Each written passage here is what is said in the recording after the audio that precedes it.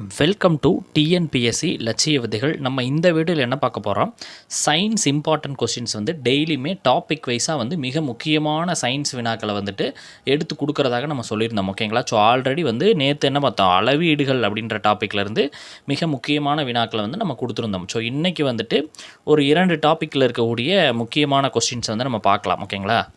So இயக்கவியலில் இருந்தும் அதுக்கப்புறம் இன்னொரு டாப்பிக்லேருந்து நம்ம பார்க்கலாம். ஓகேங்களா? ஸோ நீங்கள் இதை மட்டுமே பார்த்தா கூட சயின்ஸில் மினிமம் 5 கொஸ்டின்ஸ்லேருந்து மேக்ஸிமம் 7 to 8 கொஸ்டின்ஸ் வரைக்கும் அடிக்க முடியும் அப்படின்ற அடிப்படையில் தான் மிக முக்கியமான இதற்கு முன்னாடி தேர்வுகளில் கேட்ட கொஸ்டின்ஸ்லாம் எடுத்து எந்த மாதிரி கேட்டிருக்கிறாங்க அப்படின்ற எல்லாத்தையுமே அனலைஸ் பண்ணி தான் இந்த வினாக்கள் நம்ம தயாரிச்சிருக்கிறோம். ஓகேங்களா?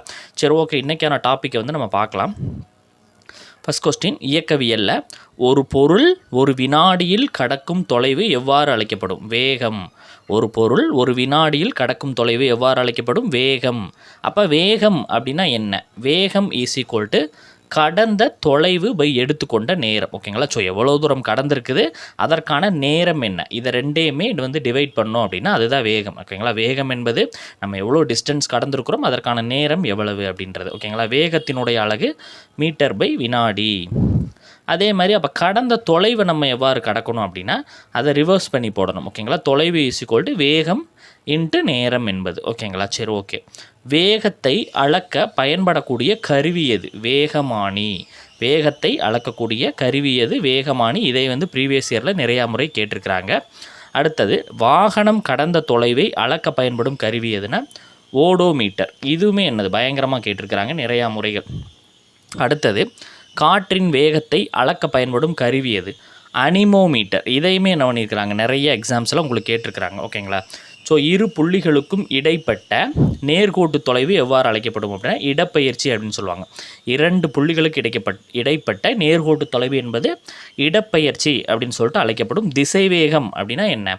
ஒரு வினாடியில் ஒரு பொருள் அடர்ந்த இடைப்பெயர்ச்சி. ஓகேங்களா? இடப்பெயர்ச்சி அப்படின்றது என்ன பார்த்தோம், இரு புள்ளிகளுக்கு இருக்கக்கூடிய இடைப்பட்ட நேர்கோட்டு தொலைவை தான் என்ன பண்ணுறோம், இடைப்பெயர்ச்சி அப்படின்னு சொல்கிறோம்.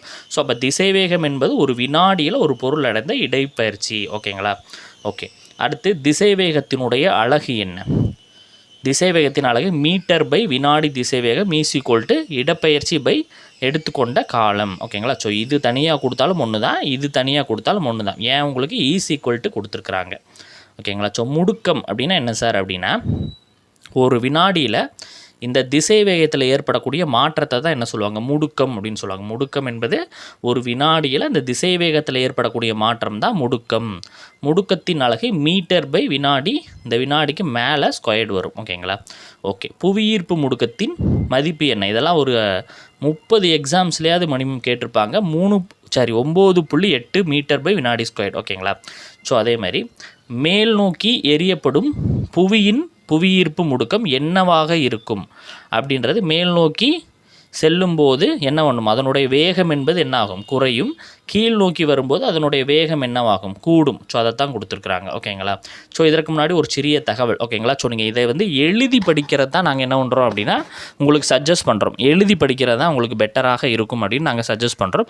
ஆனால் நிறையா நண்பர்கள் என்ன பண்ணுறீங்க அப்படின்னா தொடர்ந்து நம்மளுக்கு சார் இந்த PDF கொடுங்க, எங்களுக்கு எழுதுறதுக்கான டைம் இல்லை அப்படின்னு சொல்லி தொடர்ந்து மெசேஜ் அனுப்புகிறீங்க. ஓகேங்களா? ஸோ உங்களுக்கு என்ன அப்படின்னா PDF அப்படின்றது என்ன அப்படின்னா ஜஸ்ட்டு ஒரு நாளைக்கான PDF 5 ரூபாய். ஓகேங்களா? வெறும் 5 ரூபீஸ்க்காக உங்களுக்கு அந்த டே பிடிஎஃபை நாங்கள் கொடுத்துருவோம். ஸோ அதை நீங்கள் டவுன்லோட் பண்ணி வச்சுங்க. ஓகேங்களா? ஆனால் நாங்கள் இதை நீங்கள் எழுதி படிக்கிறத தான் நாங்கள் சஜஸ்ட் பண்ணுறோம். வேணுங்கிறவங்க அதையும் தாண்டி எனக்கு டைம் இல்லை அப்படின்றவங்க மட்டும் வாங்குங்க. மீதி நபர்கள் என்ன பண்ணுங்கள், எழுதியே படிங்க. ஓகேங்களா? சரி, ஓகே. 61, ஒரு பொருள் சமகால இடைவெளியில் சம தொலைவில் கடப்பதன் பெயர் என்ன? சீரான இயக்கம். ஓகேங்களா? ஒரு பொருள் சமகால வெவ்வேறு தொலைவில் கடப்பதன் பெயர் என்ன அப்படின்னா சீரற்ற இயக்கம். ஓகேங்களா? ஓகே. அதாவது ஒரு பொருள் கரெக்டாக அந்தந்த டயத்துக்கு இப்போ எப்படி சொல்கிறீங்க, 1 மணி நேரத்தை 60 கிலோமீட்டர் வேகத்தில் கடந்தால் அது என்ன சீரான இயக்கம் அப்படின்னு சொல்லிட்டு சொல்லுவோம். அதாவது 60 கிலோமீட்டர் ஸ்பீட்லேயே நம்ம 1 கிலோமீட்டர் ஃபுல்லாகவே போனோம் அப்படின்னா அது சீரான இயக்கம். ஒரு 1 கிலோமீட்டரில் ஒரு முதல் 500 மீட்டர் ஒரு 20 கிலோமீட்டர் ஸ்பீடில், அடுத்து ஒரு 200 மீட்டர் 30 கிலோமீட்டர் ஸ்பீடில், அடுத்து ஒரு அப்படி ஸ்பீடு டிஃப்ரென்ஸ் பண்ணிகிட்டே இருந்தோம்னா என்னது, அது சீரற்ற இயக்கம். கோணத்தை அளக்க பயன்படும் அலகு டிகிரி மற்றும் ரேடியன். ஓகேங்களா? சரி, ஓகே. தானே விழும் பொருளின் தொடக்க திசைவேகம் என்ன? பூஜ்ஜியம். தானே விழும் பொருளி தொடக்க திசைவேகம் பூஜ்ஜியம். இதையும் பல எக்ஸாம்ஸில் கேட்டிருக்கிறாங்க. எண் மதிப்பை மட்டும் பெற்ற அளவுகளினுடைய பெயர் என்ன அப்படின்னா ஸ்கேலார் அளவுகள். ஓகேங்களா, ஸ்கோலார்ன்னு இருக்குது, ஸ்கேலார் அளவுகள். அதற்கு எடுத்துக்காட்டு நிறை, நீளம்லாம் ஸ்கேலார் அளவுகள் அப்படின்னு சொல்லுவாங்க. அதுவே எண் மதிப்பும் திசை இரண்டையுமே பெற்ற அளவுகளின் பெயர் வெக்டார் அளவுகள்னு சொல்லுவாங்க. அதுக்கு எக்ஸாம்பிள் திசைவேகம். பாராசூட் வந்து திறக்கப்படாத நிலையில் வானத்திலிருந்து குதிப்பவர்களுடைய முற்று திசைவேகம் எவ்வளவு? மணிக்கு 200 km/h வரும். ஓகேங்களா, 200 km/h.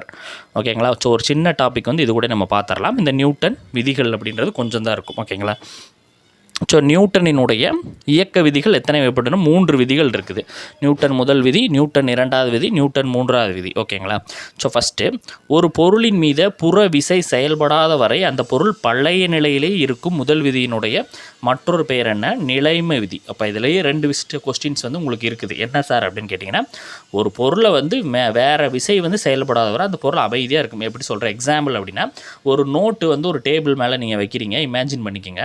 அந்த நோட்டை நம்ம புறவிசை கொடுத்து தள்ளாத வரைக்கும் அந்த நோட்டு அதே இடத்துல தான் இருக்கும். ஸோ இதைத்தான் என்னது நியூட்டன் ஃபர்ஸ்ட் லான்னு சொல்கிறாங்க.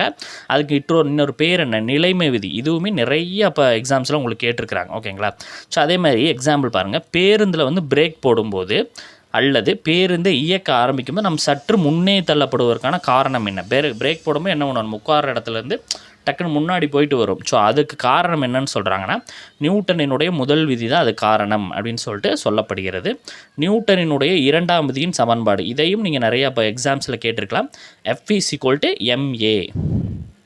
மூன்றாம் விதி என்ன? நியூட்டனினுடைய மூன்றாம் விதி, ஒவ்வொரு விசைக்கும் சமமான எதிர்விசை உண்டு. ஓகேங்களா, ஒவ்வொரு விசைக்கும் சமமான எதிர்விசை உண்டு. இப்போ ராக்கெட் எந்த தத்துவத்தின் அடிப்படையில் இயங்குகிறது அப்படின்னா நியூட்டனின் மூன்றாவது விதி. அதே மாதிரி துப்பாக்கி சுடுதலில் குண்டு முன்னோக்கி செல்லும் போது துப்பாக்கி சற்று பின்னோக்கி தள்ளப்படும் காரணம் என்னன்னாலும் நியூட்டனின் மூன்றாவது விதி. இது ரெண்டுமே என்ன எக்ஸாம்ஸில் கேட்டுருக்குறாங்க தொடர்ந்து, அதனால நம்ம எடுத்துருக்குறோம். அண்டத்தில் உள்ள ஒவ்வொரு பொருளும் மற்றொரு பொருளை குறிப்பிட்ட விசையுடன் ஈர்க்கிறது என்று கூறியவர் யார்? நியூட்டன் தான். ஓகேங்களா, ஓகே. சந்திராயன் செயற்கைக்கோளினுடைய திட்ட இயக்குனர் யார்? மயில்சாமி அண்ணாதுரை. ஓகேங்களா, 2008 முதல் சந்திராயன் வந்து ஏவப்பட்டது. ஓகேங்களா, நிலாவிற்கு அனுப்பப்பட்ட இந்தியாவின் முதல் விண்கலம் எது? சந்திராயன் 1 தான், அக்டோபர் 8.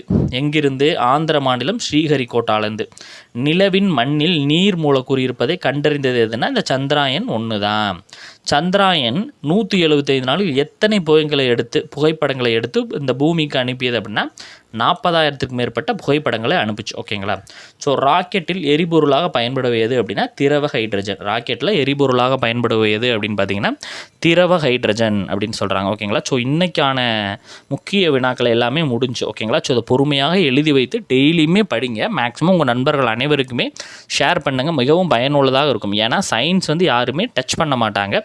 ஸோ நம்ம வந்து மிகுந்த எஃபோர்ட் போட்டு இதை வந்து எடுத்துகிட்ருக்குறோம். ஓகேங்களா, ஸோ நீங்கள் பயன்படுத்திக்கங்க. நம்ம நாளைய டாப்பிக்கில் வந்து சந்திக்கலாம். ஓகேங்களா, சரி, ஓகே, தேங்க்யூ.